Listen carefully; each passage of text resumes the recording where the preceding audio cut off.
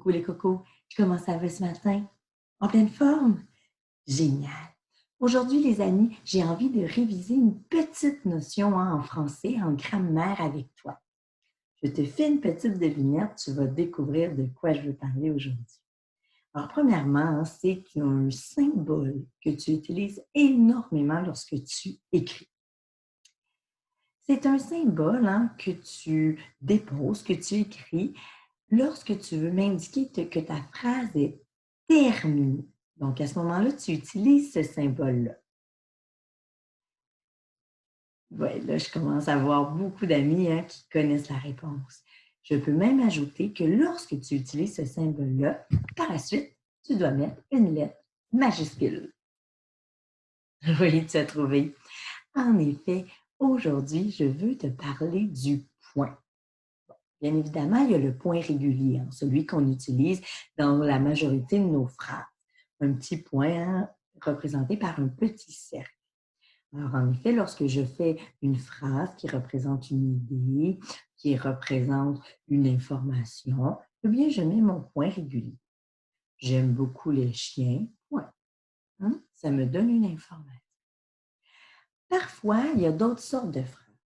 Parfois, j'ai envie de poser une question. J'ai envie d'interroger quelqu'un. À ce moment-là, je vais utiliser une autre sorte de point à la fin de ma phrase. Oui, tu as deviné, le point d'interrogation. Ce point-là, je l'utilise à la fin de mes phrases interrogatives, des phrases qui servent à poser des questions. Par exemple, comment vas-tu ce matin? Aimes-tu beaucoup le spaghetti?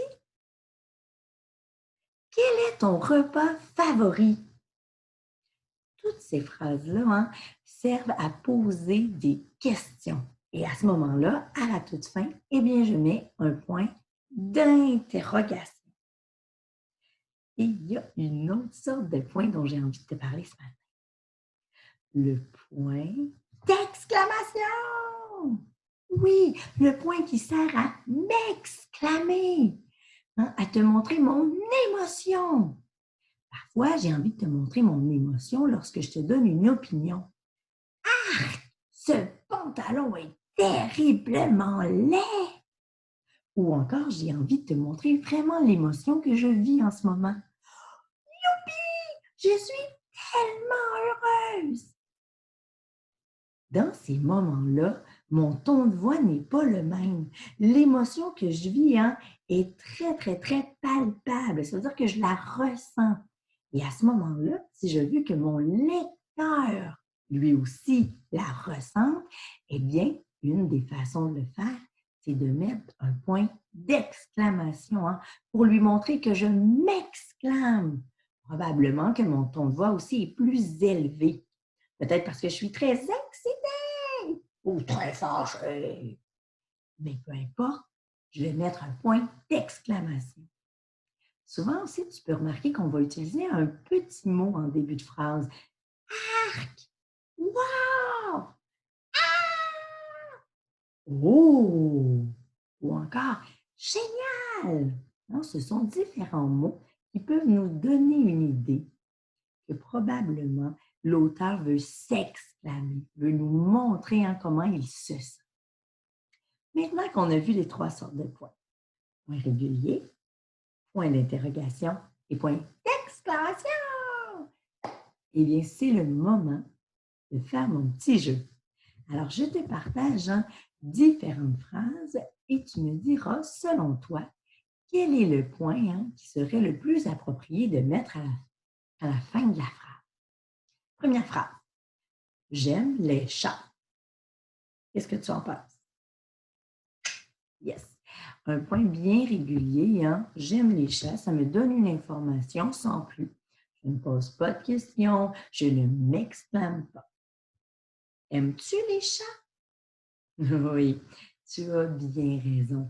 Dans la phrase « Aimes-tu les chats? » je pose une question. Et tu vois le petit pronom, au lieu de dire « Tu aimes les chats? » il est à la suite du verbe, après le verbe. Aimes-tu les chats? Et la dernière la dernière phrase dans la première série. Ah! Je déteste ce chat! As-tu deviné? Oui. En effet, hein, je peux même mettre 2 points d'exclamation.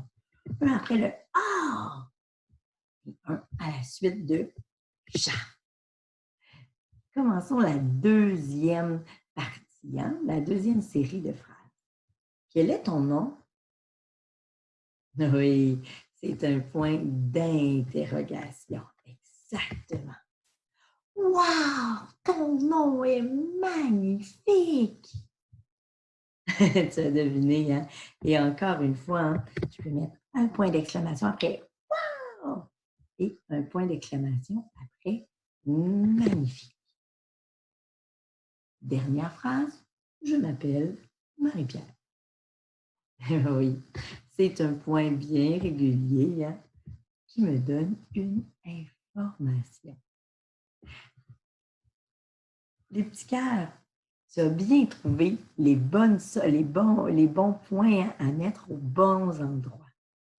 En effet, hein, tu l'as probablement aussi entendu dans mon ton de voix.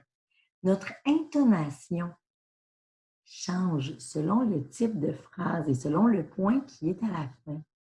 Lorsque je mentionne une question, lorsque je pose une question, hein, écoute bien, quel est ton nom? Aimes-tu beaucoup les chats? Quel est ton sport favori? Quand tu entends, mon ton de voix est modifié. Même chose lorsque je m'exclame Wow! Quel dessin fabuleux! Ou encore Arc! Quel repas dégoûtant! Alors, en effet, ton ton de voix se modifie selon le point et le type de phrase, hein, que tu es en train de lire. Continue, observe aujourd'hui, pratique-toi. Comment agis-tu? Quel est ton ton de voix lorsque tu poses une question ou encore lorsque tu lis une phrase avec un point d'exclamation? Tu vas t'apercevoir, hein, que probablement que tu le fais naturellement, modifier ton ton de voix parce que tu es rendu un lecteur génial. Observe bien aujourd'hui. Sur ce, je te souhaite une super belle journée. J'ai bien hâte de te revoir. Bye bye. À bientôt les copains.